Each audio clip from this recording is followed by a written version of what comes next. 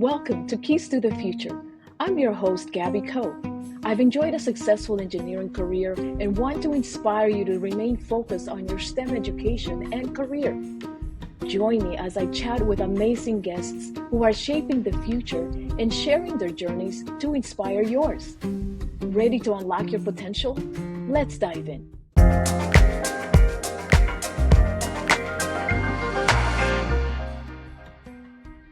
Joining us today are Rachel Hutter, Executive Vice President of Operations at the Walt Disney Studios. She has transitioned through many diverse roles in engineering and technical organizations within Disney. Rachel has been a senior member of the Society of Women Engineers, or SWE, for decades, and was the recipient of the SWE Emerging Leaders Award in 2005. Sandra Scanlon, a retired Senior Vice President of Airport Infrastructure Management Development at Denver International Airport, began her career at Amoco Oil. After rising into increasing technical and leadership roles there, Sandra started her own consulting company in 1997, which she grew, merged, and later sold, remaining in a leadership role as the chair of the board of directors. Sandra has been an active member of the Society of Women Engineers since college. And Mary Petryszyn serves at the board of directors for Saab Incorporated and Woodward Incorporated. She retired as corporate vice president and president of Northrop Grumman's Defense Systems sector, where she also served as the corporate leadership co-chair of the company's Global Diversity, Equity, and Inclusion Council. Mary has extensive global experience in executive business and operational leadership in government and defense markets. Before joining Northrop Grumman, she held leadership roles in Singer Link, Hughes Aircraft Company, and Raytheon. Mary is a fellow life member of the Society of Women Engineers. Welcome, ladies, and thank you for sharing your insights with the Keys to the Future community. Thank you, Barry. Our topic today is navigating big career changes and transitioning successfully. I remember when I was leaving the Army Corps of Engineers to begin my civilian career, and to be frank, I was scared. So I am excited to have this conversation with you and get your insights to help others considering big changes in their careers. So I'd like to start by asking each of you to share your career journeys and what motivated you to make significant changes along your career path. Rachel, would you like to start? Yes, because Mary and Sandra have done much more impressive things. So I'd like to go first so I don't have to follow. Oh, not so. So I would say probably the two biggest career changes that I made, and I've done a lot. In my 25 years in parks, I had 13 different roles. Disney's really good about letting you stretch and grow. But most of them were adjacent to things I already had done. So from engineering to maintenance and those types of moves. I had a situation in my career where I was really going for the next level and someone else was chosen instead of me. And sort of in the, we're sorry, this didn't work out for you. Now what conversations? I said, I'd like to do something completely different. And that's one of the things I'd recommend. A lot of people say, oh, I'd love to take a big swing and do something totally different, but how do I do that? And I think companies are typically more open to give you an opportunity like that, you know, when it's kind of in consolation for not moving in a straight upward path. And then most recently, I left my parks world, which I had known for a long time, and moved into the movie studios. And that has been amazing because it's absolutely completely different from anything I've done in parks. Not just the work is different, but all the people are different. So it really is a complete change. And I should say my background, I have a degree in electrical engineering and a minor in theater. So this is like finally a chance to use it. All right. So I began my career as an electrical engineer in the petroleum industry. And while I enjoyed complicated design for refineries and chemical plants, I wanted something a little more challenging because I wanted to be more involved in the bigger picture. So I took on a challenging role as the lead electrical design manager for a project in the United States, but being designed overseas in Italy. and I didn't speak Italian, but had a great time with that. It was a great challenge. But traveling internationally proved to be a timing challenge at that point in my life when I was trying to start a family. And so later, as I became a new mom, pivotal moment, and I've told this story many times, I was sitting on a couch interviewing a live-in nanny so that I could continue my career, which would have a lot of travel to it. And it struck me that I really didn't love my job that much. And so I decided to quit. But then I got bored. So I started my own consulting business. Very slow at first, but it grew and it was very exciting. I also moved from Texas to Colorado at that time. And then, other life changes happened. I got divorced. Business kept growing. I bought a business, merged it into mine, and that was doing very well. Then I acquired the customers and employees of a different failing business, merged it, kept growing. And after 20 years, I sold my business to a larger private consulting firm and stayed on as an employee owner and part of the senior leadership team. But then over time, I just didn't quite see eye to eye with leadership. And it was hard being the only boss and then having to be part of a group of bosses. And so again, I made a big change and went from private industry to working for government at the third largest airport in the United States and running the design and construction part of that airport. So big changes, but even there, I learned so much. But after a while, I felt like my hands were tied. Having come from private sector and being so nimble and making changes quickly.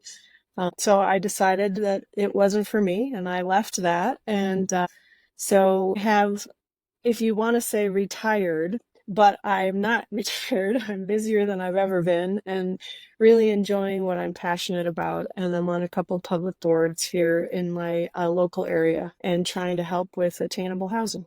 Wow, so all very different things that we've branched out to do. Like Sandra and Rachel, I started in engineering as well, and maybe that's what we've been doing all along, engineering our career paths as we went. I'm electrical and computer engineer, and I realized pretty quickly that I had a gift for understanding the customer's needs, but maybe not as extraordinary an engineer as those I worked with in creating that.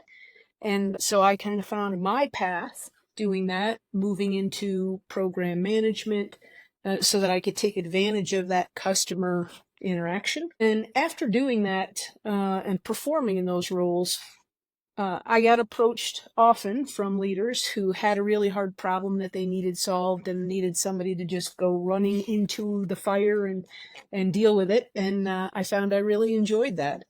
It also expanded my background a great deal and gave me lots of different skills as I continued to grow. And I would say it was only later that I realized sort of over time that I had shifted from being an electrical and computer engineer to being a cultural engineer. You spend a lot of your time initially on process and then product, and then you realize you're really spending it on people because you can't do everything yourself. And you have to really design your organization and your teams and who's in what position so that you can create with them and through them the results that you need and the outcomes that you need. And so I had a fantastic time doing that, had an opportunity to do that in lots of different roles, and finally decided it was time to, I'll say, retire in air quotes, kind of like Sandra did, and move on to my portfolio career, where I now get to do that on a bit of a different cadence. I'm not in the 24/7 management and leadership role. But I am very happily busy doing things on a couple of different boards and then getting to also work with Habitat for Humanity and other volunteer organizations that I really enjoy. Wow, truly amazing journeys and careers and making big changes like the ones you all mentioned and in one's lives and careers, right, can feel daunting. People never go through these transitions alone, though, although we may feel like we are. What role did networking play in your transition? How did you go about building a new network in a different industry or leadership space? A great example, I think, for me, Gabby, was the transition from a company that I had worked with for 27, 28 years. And I had moved around a lot to different locations and to different roles. And in my final role there, what ended up being my final role, I was ready to move to the next thing. And I was approached by another company.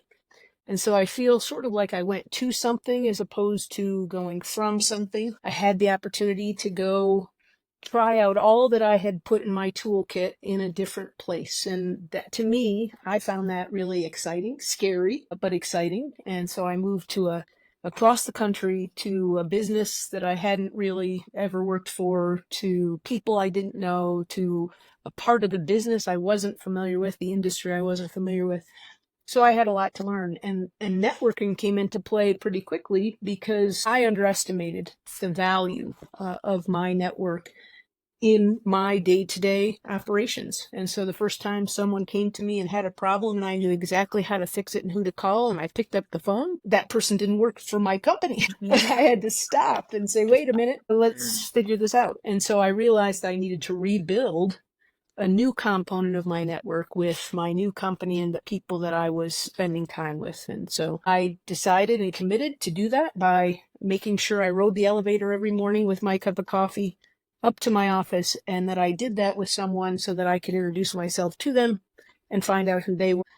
And sometimes it meant I stood there hitting the call button, waiting for someone to come along and get on with me. But years later, I still hear from people that they remember meeting me on the elevator. So you just have to set your mind to it. It's such an important component of your career and how you can operate well. Wow, that's an amazing example of the elevator pitch. Yes, that's true. Yeah. Literally, right? Mm-hmm. So once we get into the new role, we may feel like the outsiders. So something that you kind of mentioned, you were new, you didn't know anyone getting in the new space, and it took for you to, really be intentional about meeting people, Mm-hmm. right? So that you could network. What strategies did you use to integrate into a new team or the new organization? Well, I would like to say that in my first job as a college grad, I was clueless about networking and all of that, right? But I think the fortunate thing was I worked for a big company that had a program that purposefully took new hires, put them through a training program, but then also put them through networking and purposeful introductions to people in other departments, people in other locations, right? And so learned a lot from that, and also had a formal mentorship program, and that was excellent. And I learned a ton, but then I went on in my consulting business, right? I looked to my left, I looked to my right. I don't have a big company behind me anymore. And so for me, in that role, purposely put myself out there. And I joined different business organizations, chambers and technical organizations. I went to networking events for, engineering and construction in my area. I used LinkedIn, which I think now has kind of become one of those overused, but back when it started, it was an excellent networking tool. But really, it's about the people part. And so if you don't put yourself out, no one's going to get to know the new person, right? And then you won't be able to build your connections with others. And the way that I really had to put a lot of effort into that process was when I started at the airport. I started a month before COVID. And so being a senior leader on a team and then going completely virtual, that was really hard to build relationships. So purposefully had my list of all the people on the senior leadership team, and then on my team, and then even counterparts across at that level. And I scheduled Zoom chats, 15, 20 minutes.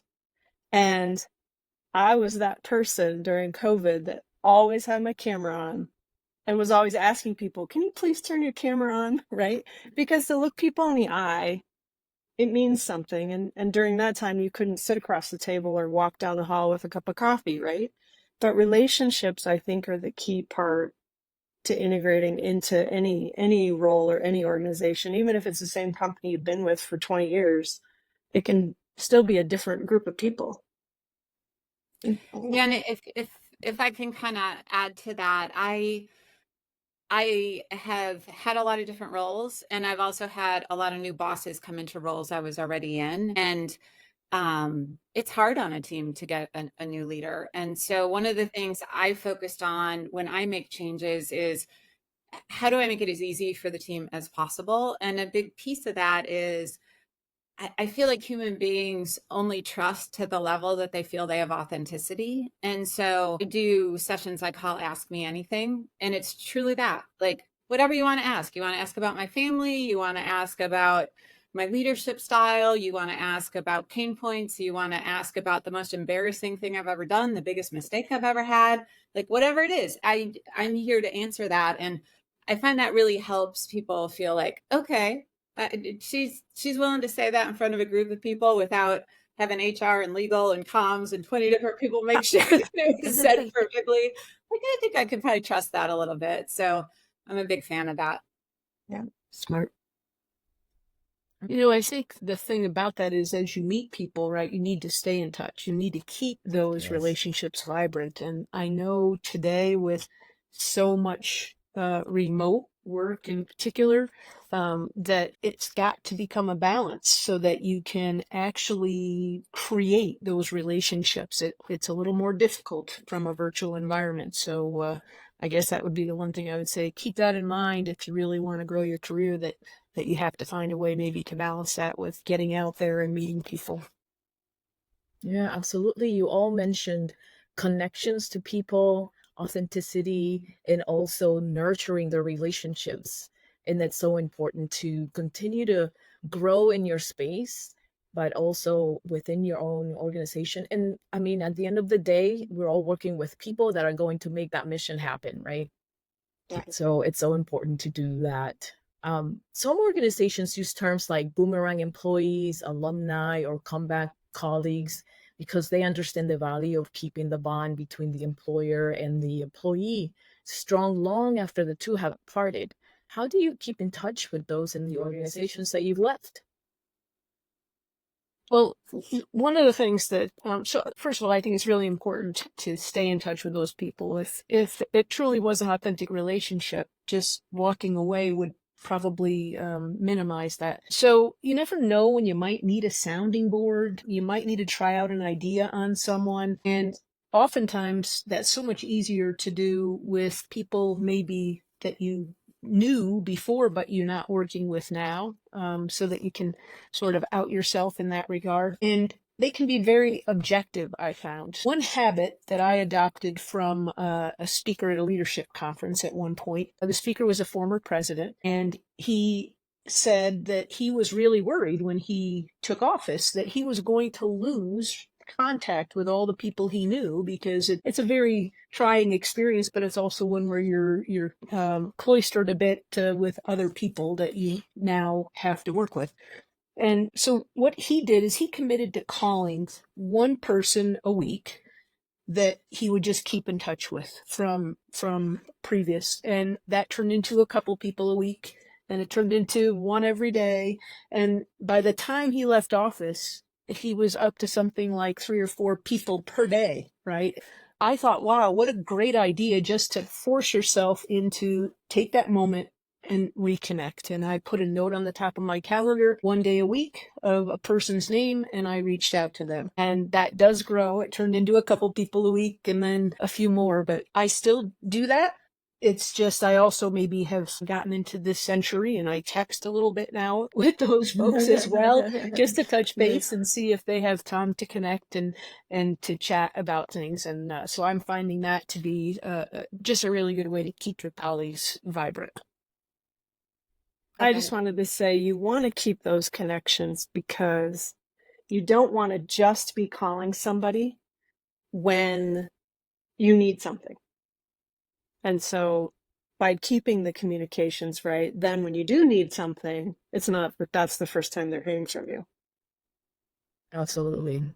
And I was going to add, I have been so blessed to have had amazing mentors in my career. So the people I've mentored as I moved to something else, continuing to mentor them when I learn something new in my role that I think may benefit them and theirs, reaching out and saying, just read this book, just saw this podcast, just learned this thing that I think will be useful to you. Just make sure they continue to feel nurtured and invested in.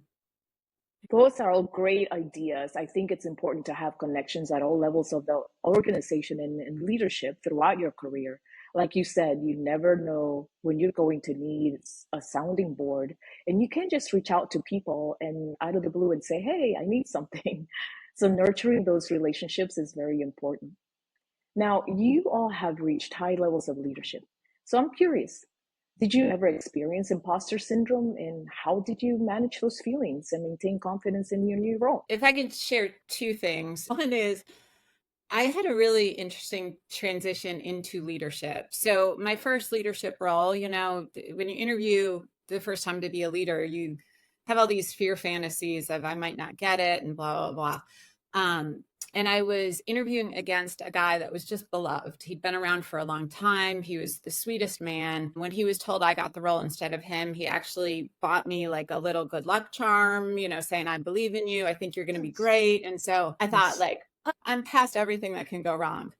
Well, then a week later, my boss called me into his office and said, hey, your team really, none of them want to work for you, so you need to win them over. All my wildest fear fantasies, like it never even hit the radar that the whole team would be like, wrong choice, not who I want, But he said it like it was an engineering problem. It wasn't like, I'm not sure if you can do it, or, it was just like, here's what's broken, go fix this. And so I sat down with each of the members of the team and said, look, I want to be the best leader you've ever worked with.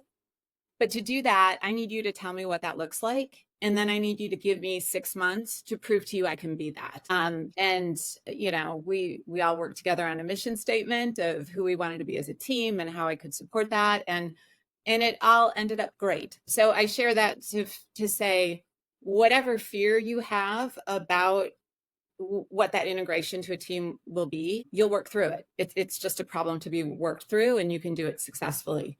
The other thing I'll share is I've felt the least amount of imposter syndrome in this big move, because for me, the imposter syndrome comes from, what if I don't know something I should know and everyone expects me to know? But nobody should expect me to know anything in this role because I don't. So it was actually really freeing to go in and tell the team, hey, I want to and need to learn from you. Everyone has been so generous with their time and knowledge. And one of the interesting things that came from all of this, I did one of the SWE keynote addresses in 2019. And because the team didn't know me at all, there was a whole lot of Google searching because, they wanted to kind of figure out, okay, who is this new leader and what's she like?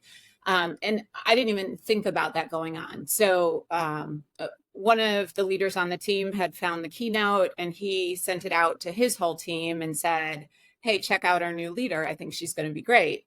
And then that kind of percolated through the team. And I only found out when I got a forward of a forward sent to me from a woman on the team saying, oh my gosh, I listened to this and I just think you're going to be so great for this team and it's going to be wonderful. So I share that to say, it's awkward to post on LinkedIn, or it's awkward to do a podcast like this. There's always the, am I worthy to share my experiences? Does anyone care about what I've learned? But it really causes you to reflect on who you are as a leader and what you believe. And when you move to a new team, they all want to understand that. They want to know what success looks like, what they can expect from you. So having a leadership footprint out there that people can get a preview and kind of rely on, I think has been really critical to success for me.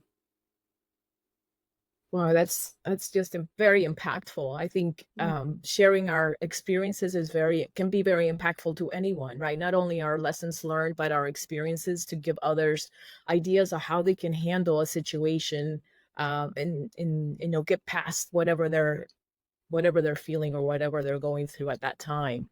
So that's very impactful. Being authentic is sometimes advice given that is not viewed as being true, but it's very true. When you can, like Rachel said, when you can open yourself up to somebody else, then they realize, wow, you're human. You put your pants on just like everybody else, right? Like, I'm Yep. not perfect. I don't know 100% of everything about this role, and I need the team to help, right? When I went to the airport, awesome place to work at an airport. It's a super exciting atmosphere. 5 million things going on at one time, right? I came in, sure, I know how to run projects, do project management. I understand engineering and construction, but I've never worked at an airport. And so I couldn't hide that, right? Everybody knew that. But I leaned on people and said, look, tell me what's different about this kind of a project at an airport. And when you ask people for advice or help, they love to give it, right? It gives them this sense of I'm valued because I'm being asked for my input, right? I'm being asked to help this person. And that right there in itself can lend a lot in authentic relationships and building relationships just by asking people for help. Even though a lot of us feel, well, I can't ask for help. It might make it sound like I'm dumb or I don't know what I'm doing. Well, it's the opposite, because you actually give value to the other person. That's great. And, Absolutely. it's interesting that you both talk about the expectations we put on ourselves are generally sort of the high bar, more so than perhaps what other people have. So asking them, what's your expectation of this? Or, hey, I need your help because I don't know this, I think is, both of those are just such great pieces of advice. Yes, I agree.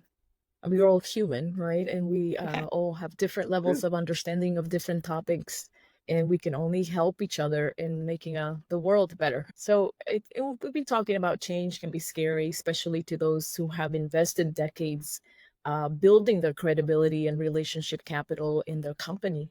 What advice would you give to a mid-career professional who is not sure whether to make a change? Yeah, I'm gonna cheat and repeat advice Mary gave to me. So I remember calling Mary at one point, and I was ready for a big change, and she suggested, I think maybe a really big change would be good for you. And I said, it's taken me decades to build credibility and relationship capital, and I don't have the energy to start from zero and do that all over again. And Mary said, oh, you take that with you. You don't leave it where you left it.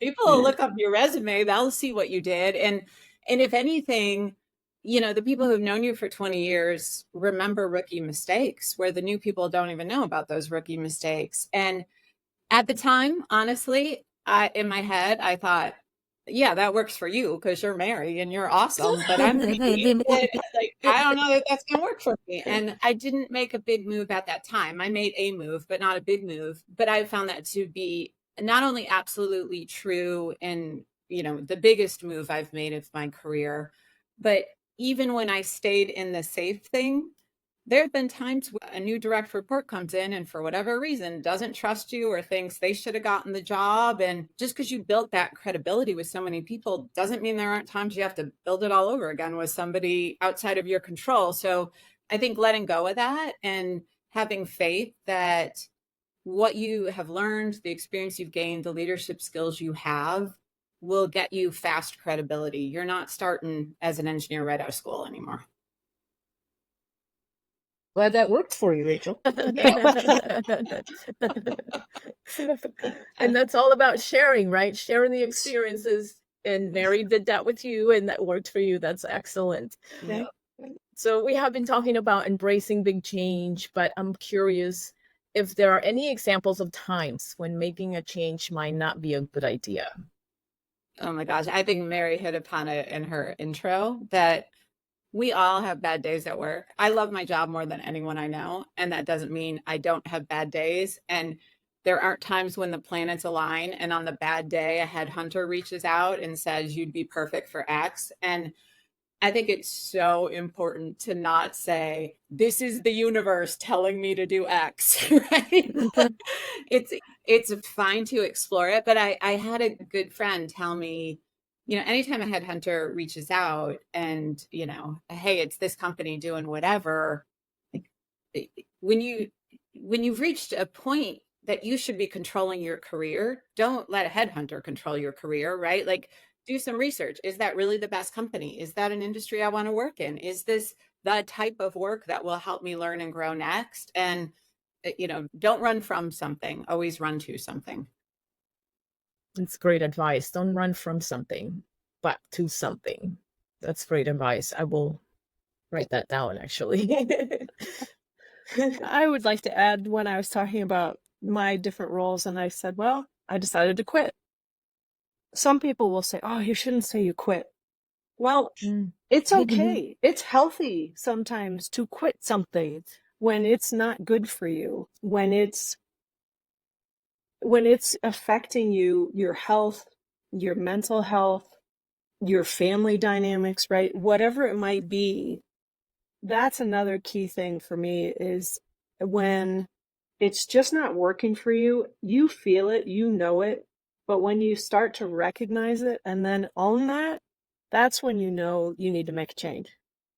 It's not like Rachel said, where, well, I had 5 bad days in a row and then the headhunter calls me, right? Your internal compass probably is telling you, hey, you need to go this way. And you just have to listen to it. And the thing that I take from that, which is interesting, oftentimes when you have a presentation to give and everybody says, don't be afraid to just stop talking and let there be a gap, right? I think it's the same thing if it's not right for you and you quit, you have to sort of free fall and say, it's going to be okay, right? And this too will turn into what it's supposed to be. And just let the space happen, because who knows what the great next thing is that's going to come your way. Absolutely. And I think at the end of the day, we have to take care of number one, right? And that's us. Because if we are not taking care of ourselves, then we can't take care of anyone else or be effective anywhere, right? So I see you all at the top of your game. And I'm curious, how do you continue to learn and grow in your new role? What resources or habits have been most helpful? I think to carry on with what I said, I took on new roles because I was looking for a new challenge. I got to a place, right, where I wasn't as invigorated or passionate about what I was doing, and I needed to find that again. And so oftentimes that's why I changed doing what I was doing. But then getting into the new role, to me, it's all about the people part. It's not about the, how do you do this equation, or how do you do this project management step, or how do I learn the software system, right? That's all trainable. The people part is the hardest part. And so I think from that standpoint, ask a lot of questions. Never be afraid of asking a dumb question. And I tended to use my network as my technical experts. And right, because sometimes you're thinking, well, I think I understand how this works, but I want to bounce it off somebody first.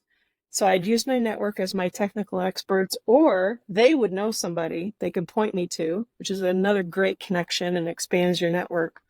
And then I think the last part is, don't be afraid to stretch boundaries and push buttons, right? Well, what does this do? Okay. But that also happens in your relationships with people. Is, I don't want to be bound by the rules that somebody tells me is the rule. I want to find out if that's really the rule. So I might push it a little bit. And that's kind of part of that excitement and invigoration of a new challenge. Yeah, and I I think people are motivated by different things. Some people like depth of knowledge. They like to be the one that knows where every little electron moves on the board. I'm not wired like that. I love to have breadth of knowledge. I want to understand how all the different puzzle pieces go together.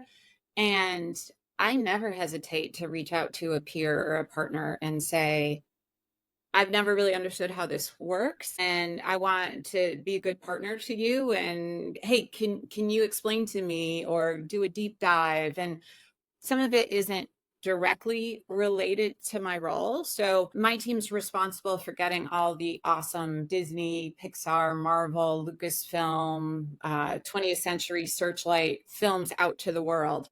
Typically once they're out, and we also do all the localization, so all the dubbing and subtitling. And then typically once they're out, it's sort of like, oh, it's how marketing or sales does to see how they do. So Inside Out 2 is the highest grossing movie of all time in Mexico. And there's something that is really resonating with audiences in Mexico. So I got to our insights group and said, I want to understand what's different about how people in Mexico, what people in Mexico like about this film compared to what people in other countries like about this film, because is it something in how we're translating the language? Is it something in how we're voicing the characters? Like, is there something there that we can make this audience super happy because we've been able to peel back the onion? And I've never had someone say, there's no need for you to know that, I mean, they're like, that's interesting. Yeah, let's dig into that together. I think finding those learning opportunities where, you can really allow your mind to form interesting connections that may be helpful to you or to someone else. Any last thoughts, ladies? I think what Sandra said is something that I didn't learn until I was really late in life, of you've got this one chance to live your life. And it's really hard to live your life. Like, we're so influenced by what our parents expect of us and what we grew up thinking we were supposed to do. And man, you don't want to get to the end and go, well, that wasn't fulfilling at all, and Right. and these big swings. I heard someone say recently, I'll either have a big success or a really funny story. And I look at it, right? I mean, if I keep doing the same thing, I'm going to have neither. So make a big swing. That's right. What a great way to think about it. Part of why I know I do these kinds of things that we're talking with you about now, Gabby, is to pay it forward too. Sort of give people that opportunity to say, okay, well, I make mistakes all day long. So give yourself permission to make a few every day. And then just put it behind you when it happens and move on to the next thing, because, that's only one and I have two more available, right? I mean, nothing's going to go perfect all the time. But if you don't take the swings, you never know about that. So it's funny, that actually springs to mind. When I made my first transition from one leadership role to another, asked a peer for advice in building credibility with the team. And he said, well, building credibility, I think, works the same with any team. You make some mistakes, you admit they were mistakes, you learn from them and do something better the next time. And it was the most freeing thing anyone could have said to me, because in my head, it was, the only way to build credibility is to never make mistakes. But if making mistakes is the path to credibility, then 3 a day makes it come faster than 1 a day. Right. Ladies, thank you so much for sharing your perspectives with the Keys to the Future community. Thank you, Gabby. thanks for having us. This was fun. And that's a wrap for today's episode. Don't forget to follow Keys to the Future on Apple Podcasts, Spotify, or wherever you listen to your podcast for more inspiring stories and industry insights. Until then, keep innovating and stay curious.